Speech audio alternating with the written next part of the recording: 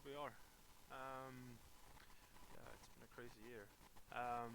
We're gonna talk about 2015. This is our Christmas stream, quite unannounced, but still. Um, so yeah, what have we done this year? We've made Magnetic for PC and for Xbox. Uh, Anything more about Magnetic? Yeah, we released a DLC. Yeah, yeah, Challenge Maps. Um, and then Project Medusa, right? Um, and we're gonna talk about Crazy Sorting Factory as well, released on Android and iOS. And then we're gonna talk about our prototype month and show all the prototypes we did. Uh, we've already made videos of those, but we have a compilation for anyone who missed that.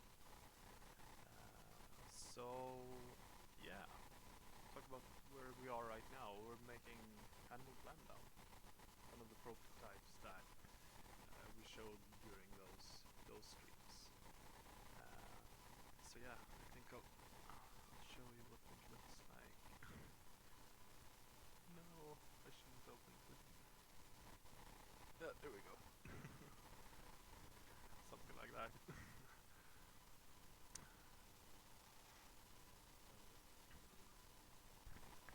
This is with the increased explosion Yeah. radius, yeah. So things are literally falling to pieces around you.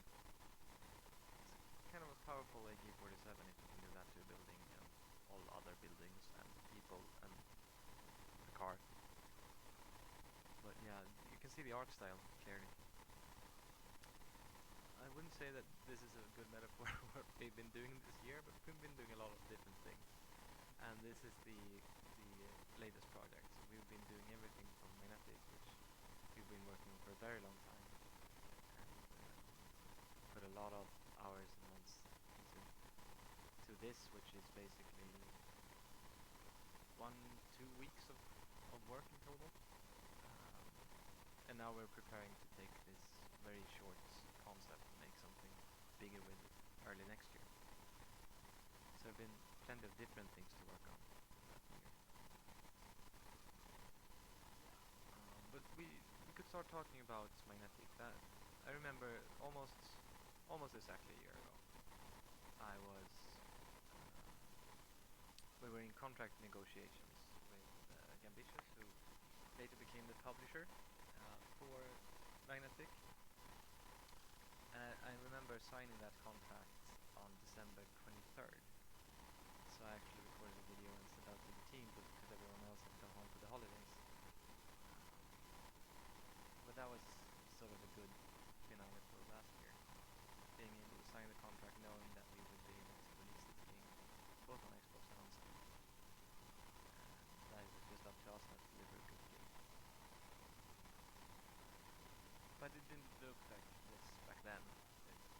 We had some of the levels are basically the same. We still had some work to do with the tutorials. We certainly couldn't launch it on Xbox yet. That was a lot of work.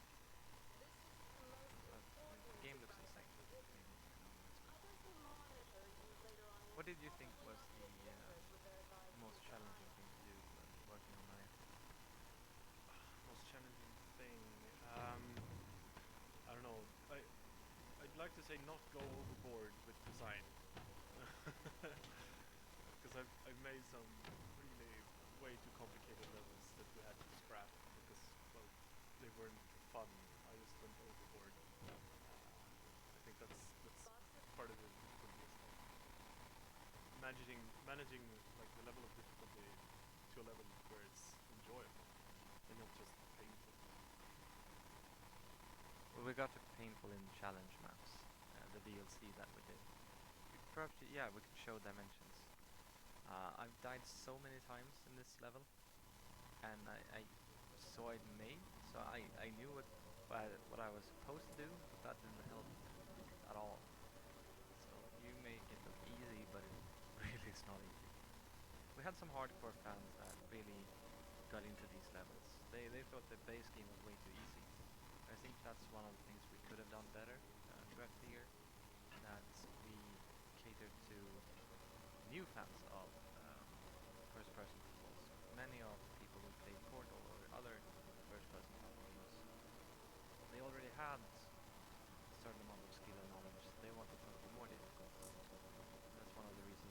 this challenge map pack and actually launched it for free, so people could torment themselves and die on spike traps um, if they wanted to, which many of them did. Um, the final tally for the DLC I think was 18,000 or so. So most of the people who got the original game chose to at least try the DLC out. And yeah, it was free, so I guess that's the hard way. Well, that's the tricky one. Ooh.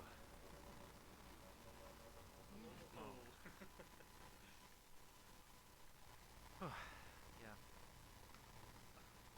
they're tricky. That level was actually part of the collector's edition, though. It wasn't part of the DLC, but the DLC maps I think are even harder. Some of them, but there are more variety. Some are more difficult as puzzles, while other are more performance based. Which kind of levels do you prefer? The performance based or the puzzle? It's a little bit difficult to say. Like when designing, I'd say I really like designing both, but playing is like playing a puzzle level for the first time is great.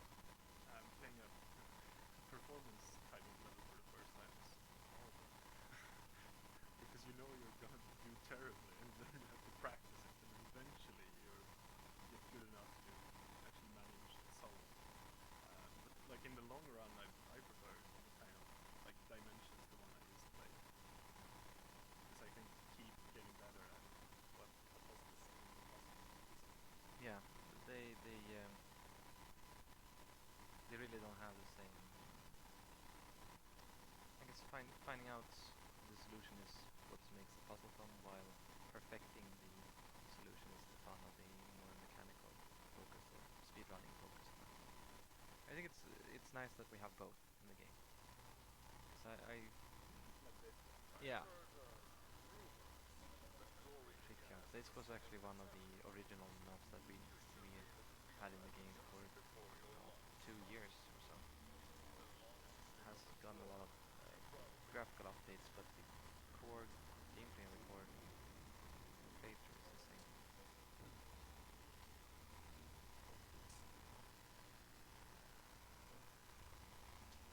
And lots of people have been comparing this to Bioshock and the art style and everything.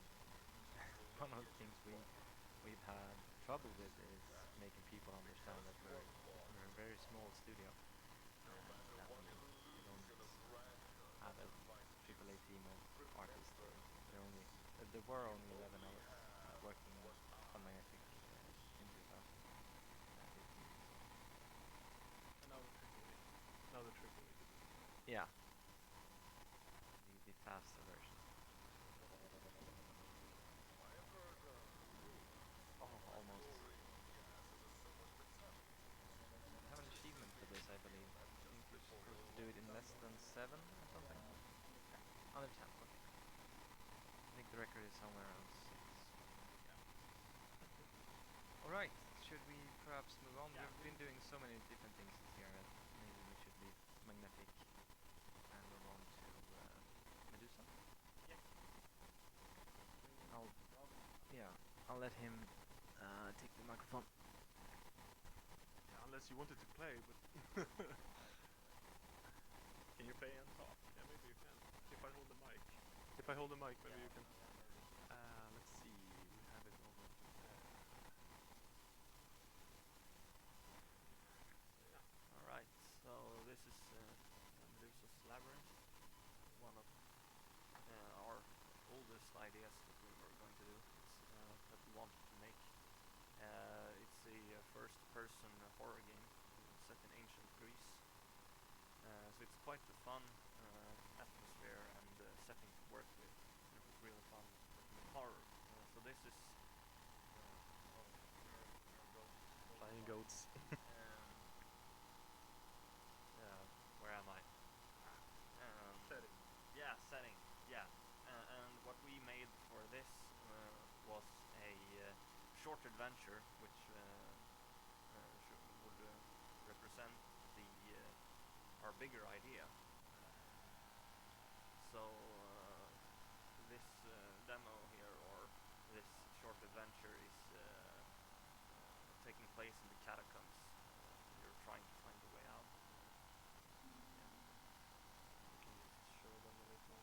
The first mission is to get out of this cozy room, because that's what you usually do in horror. You move away from the places you want to be and move into the places where you don't want to be, because that's the way they're designed. You won't get further in the game if you just stop. Yeah. Right now it's still light and cozy, but walking is slow.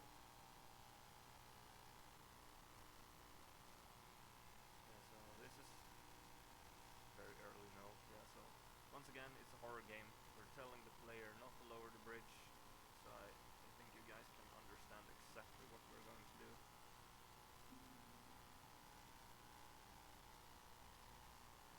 Right now I'm going to pick up some tools. I need some tools. So the game is going to get dark, much darker than this. We need something to light our way in. In this game we have a torch. That is one of the items that the player can use. The other one I will show you.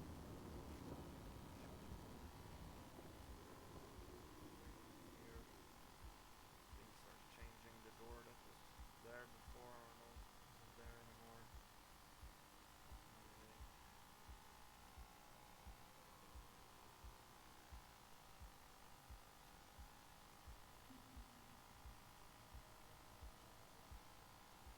Sprint through the levels. There's a lot of walking in these kind of games.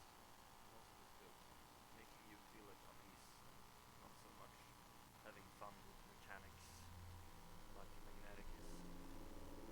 Yeah, there's a big difference between Medusa and Magnetic that way, Yeah. where this is a much more atmospheric game and Magnetic is much more mechanical, I'd say. So here we are. We're applying a secondary tool, which is the bow. So this is a game. It's a mix between horror and stealth. We give the player the opportunity to defend himself if necessary, and just giving the player some choices in how he wants to play the game. It's not just run and hide, or it can be puzzles with the bow, or it can be you can clear the way by killing an enemy. That is kind of hard to do. Yeah, so, and one of the cool things that I really like about this game is you can't have a torch and the bow at the same time, because you can't put a torch which is lit into your inventory. You would burn up. And we also have no HUD. We have a physical inventory, so you have to look into your quiver to see the amount of arrows and stuff like that. I'm gonna pick up my tools. And you can also place new torches in your inventory, and you'll see you have a torch. But if you light them, then you can't put them back there. Here we are, bridge. What I'm going to do here is a bit, we're going to lower the bridge exactly like we were told not to do. There we go. We're going to move over to the other side. And this is where the fun begins. This is green fire. Green stuff in horror games usually means bad stuff's about to happen. And even worse is when it goes out.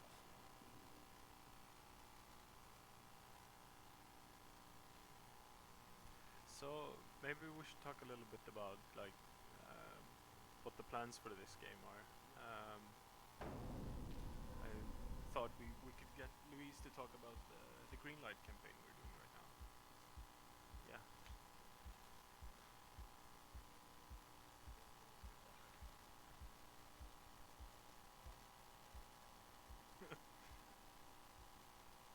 Hi.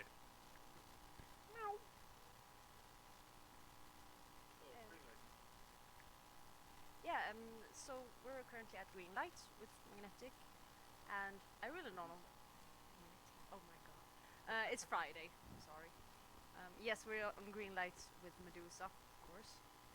Magnetic would have been problematic, to say the least. And, well, it's been going great so far, I guess. We've been up on one day, and we got some comments, and yeah, I really don't know what to tell about the campaign. Please upvote it. It would be nice. And it's just a way for us to spread the game because currently we feel like it's been sitting at our computers and we really want feedback, but like we noticed when visiting conferences and such is that when players meet developers and play the developers' games at conferences, they don't say that they hate the game. They don't. Critique is bad. Yeah. It's very hard to get a real honest type of critique, I think. Because me personally, I wouldn't outright say that I don't like a game, I think. And I would probably just like to talk to the developers, and if you bash on their game, they usually get sad. So what we want with the Greenlight campaign, of course, is to go through and get it onto Steam, and after that, release it for free, and get all your nice feedback on how to make it better, and what you like, and yeah, what you don't like about it, and yeah, I really don't know what more to say. How much will it cost? Yeah, I said that. How much will it cost? It will not cost anything. Uh, we had some people who definitely didn't. They thought we were gonna lie or something. Like it was. Yeah, they're saying it's gonna be free, but it's not gonna be free. It's gonna be like freemium, and they're gonna put microtransactions. That would be. Just imagine having microtransaction when you're playing a horror game. Like you're sneaking around and it's kind of tension building, and then suddenly just and it pauses. And it's like, no, to continue this adventure, you need to deposit $5. Wanna open this door? Wanna open this door? $5. So no, it's gonna be free, like free, for real free. Yeah.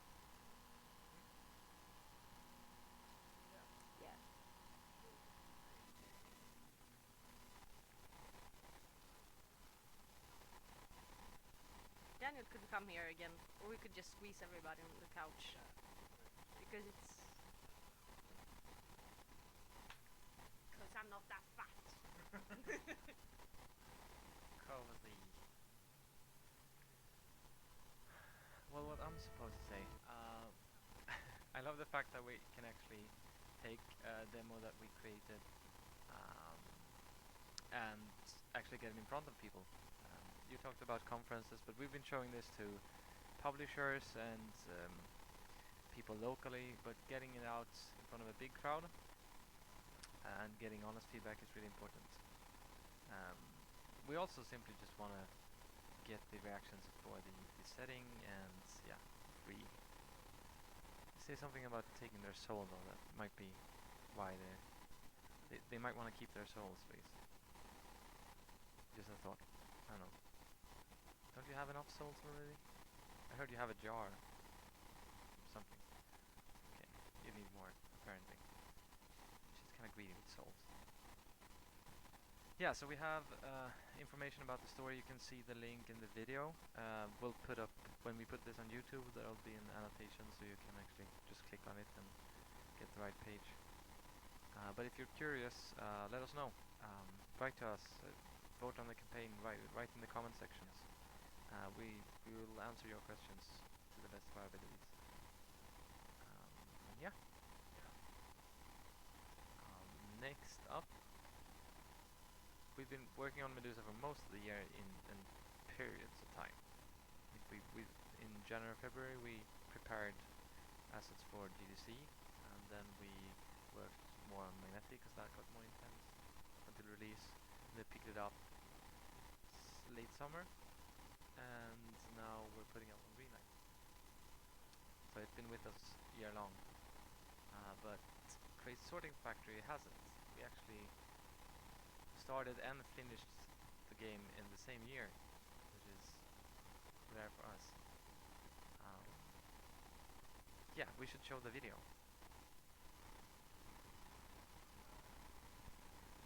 Yeah, so this video is just like a compilation of the stream we did last week. No, not last week, last time. Me and Robin played Crazy Sorting Factory. And it went well sometimes. It went well when I played. Well, okay, I suppose. Well, so anyway, this is a game about sorting cakes into the right boxes, I suppose, for points. It's a multitasking game, and it gets very stressful at times. So like these levels aren't too hard, and then there's levels like this where it's oh god, where everything is happening at the same time. Um, but yeah, so this started like as a prototype for school. We had the challenge to do a one-button game, so in this game you control essentially everything by just tapping anywhere on the screen, and all the switches flip, and chaos happens. So yeah, and there's levels like this which looks way more difficult than they actually are. Once you figure them out, don't look at me like that. Once you figure them out, because some are a bit like puzzles, like this one. So yeah,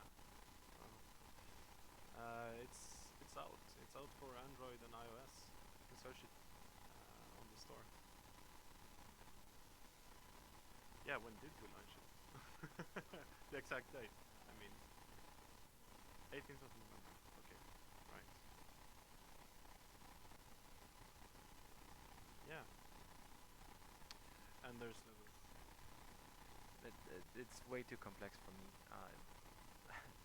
I I thought it was perfect, when you have a short bus ride kind of game.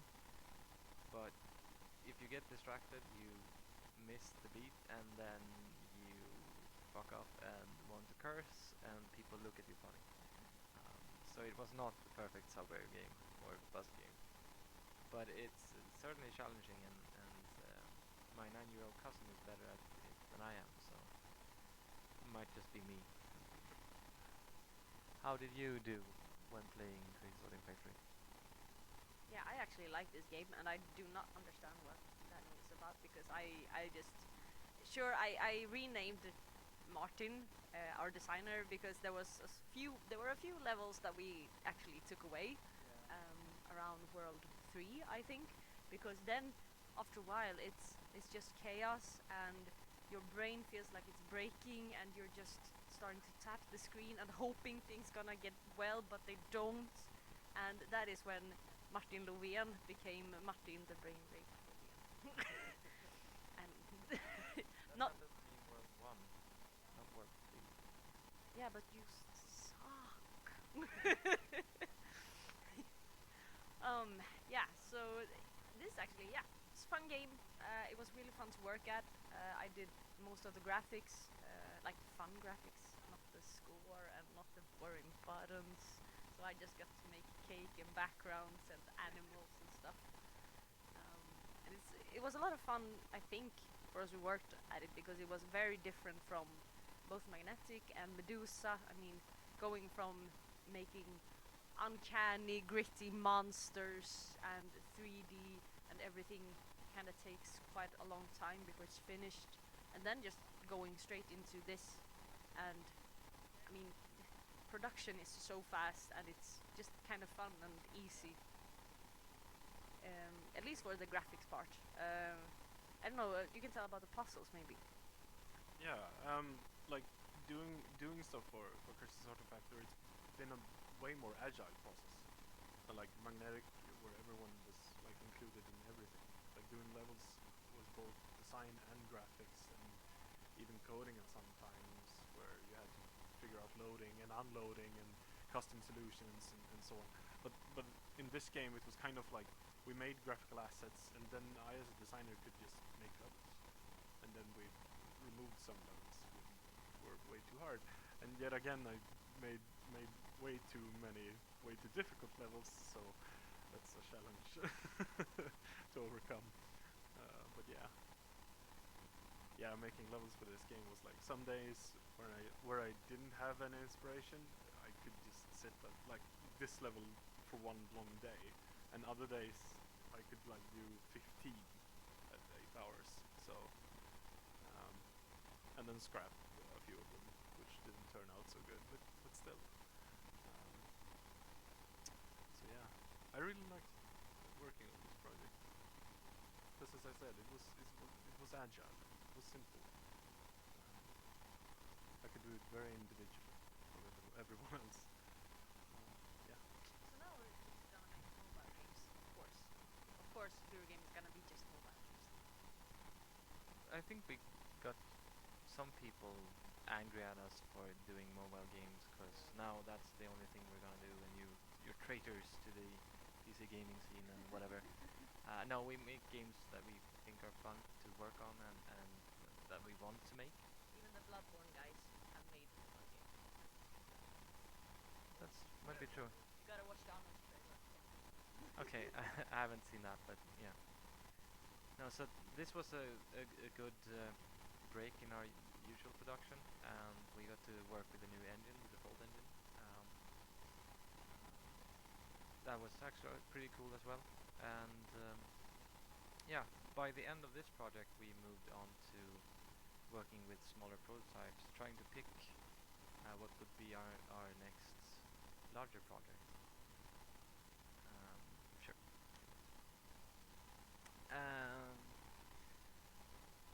So perhaps we could show some of the stupid prototypes we made. Yeah. We had a month where we created, I think it was a total of 8 games. So 2 games a week, which is by no means a recommendation if you want to make something stable or something polished, but you can make something really fun in that time. So yeah, Martin just put up a compilation video of all the different games we worked on. This is from here we have Blam Down, that we showed earlier as well, which was the one we ended up choosing. Because as you can see, this is a lot of fun, and we had so much fun working on this and playing this. This is Rail Shooter, and you can see people in the corner streaming the version. Ah, okay, now we're blocking that window. Yeah. Oh. Oh, it shifted the video.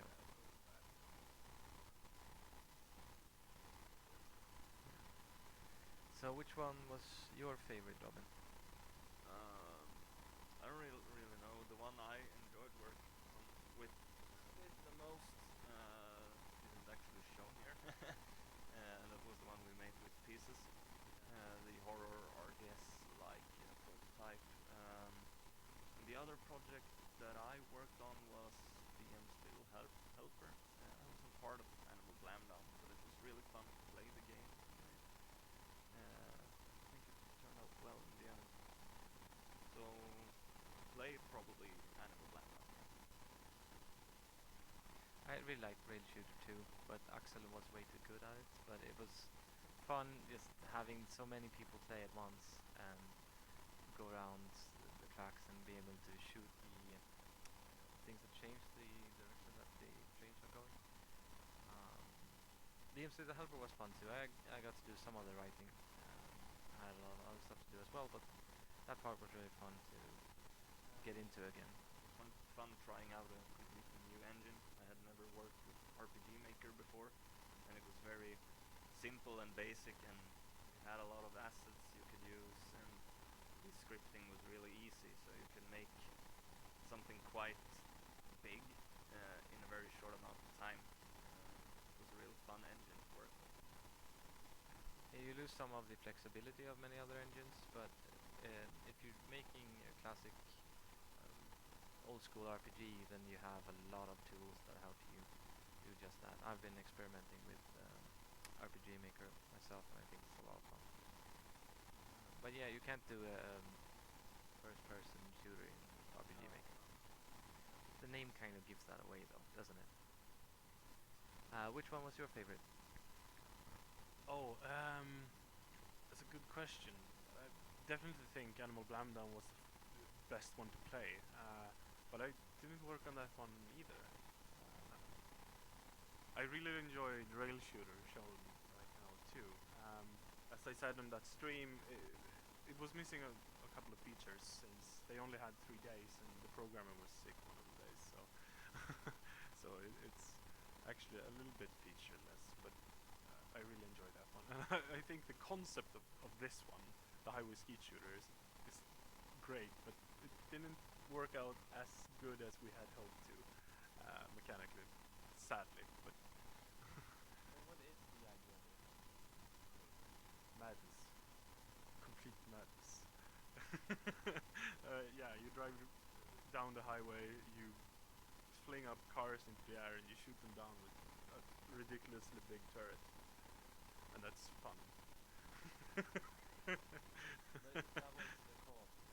Yeah, yeah, yeah. So there were a couple of issues, like since it's a cooperative, like sort of play, how do you make that like a good experience? Like, what if you want to play alone? And yeah, so there's a couple of issues with the concept, but I I really enjoyed it. It was mad fun. Yeah. So I don't know. I'm a bit torn, between which was the best one. The best one to work with,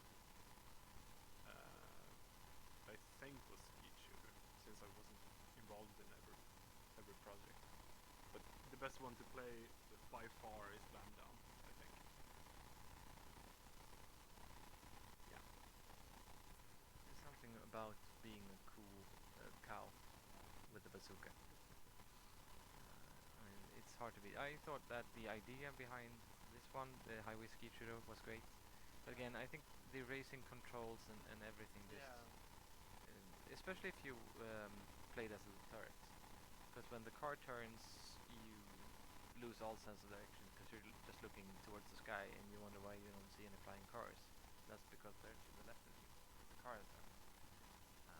You don't notice. So those issues could perhaps been fixed if we worked on it for longer, but just the concept, the idea is great, but the actual playing of the game was less fun than I would have imagined. We're actually missing one of the prototypes. We don't show frequency. That's No, we never streamed that. Yeah. That's That was one of the projects which didn't come so far during the prototype stages, but something that we felt had some kind of the game idea felt very good. It was a horror-like game. We made it point and click, like the old point and click adventures from kind of like Myst, first person. You walk around and click on things and try to solve mysteries by swapping the frequency of the world and controlling the time that way.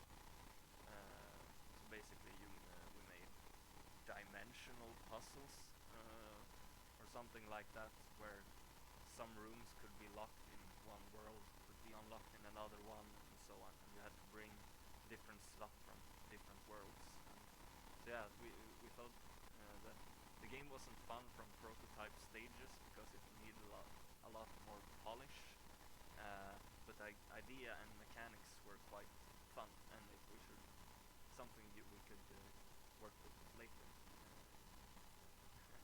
Yeah, I played it, and I like the idea of having different timelines but the same places, so you swap between them as frequencies, and um, perhaps also that the character is connected to it, so you play the same character in different timelines, which means that you could change how tall they are, move the camera down if you play as a kid, and that will mean that you can go to certain areas where you wouldn't be able to do as an adult, and so on. So there is certainly potential. But it's hard to explain why it's fun if you don't.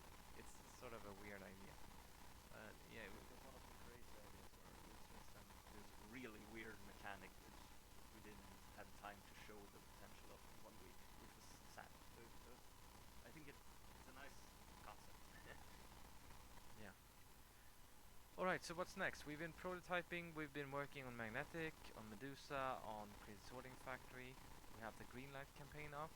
We have Louise climbing on top of us. Uh, um, so what's up for next year? Well, we still have Lamb Down, and Martin still has Crazy Physics going on. What do you look forward to most with 2016? I look forward to more of that. Just doing crazy physics stuff or proper physics stuff, maybe. I don't know. We'll see. In Blamdown, see where we take it. Well, yeah, this is overkill. This is me testing out the physics and amping up a variable way too high. But yeah, I really look forward to doing weird and crazy and fun stuff in Blamdown, because I really enjoy physics and chaos that way.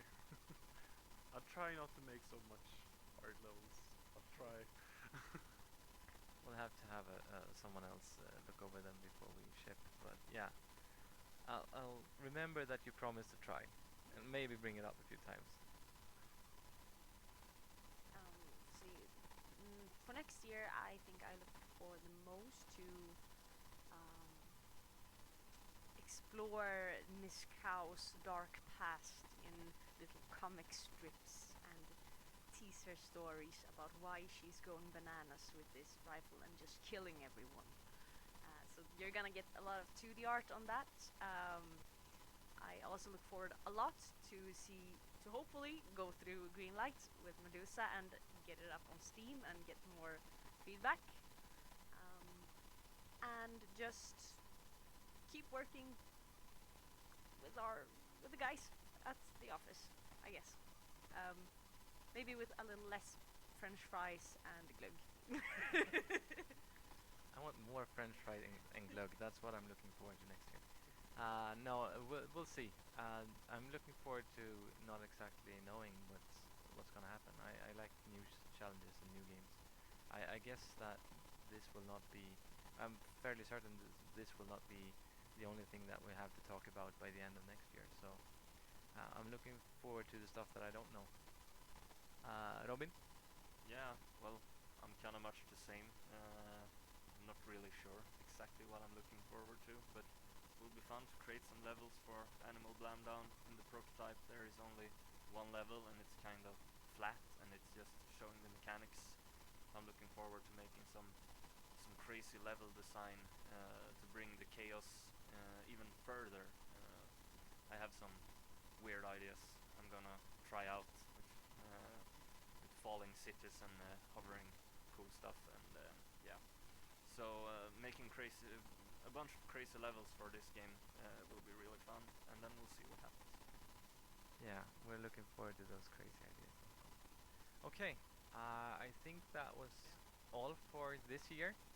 This is the last stream that we do, so take care of yourselves, have fun, please check out the Green Knight campaign, and have a great Christmas and a Happy New Year.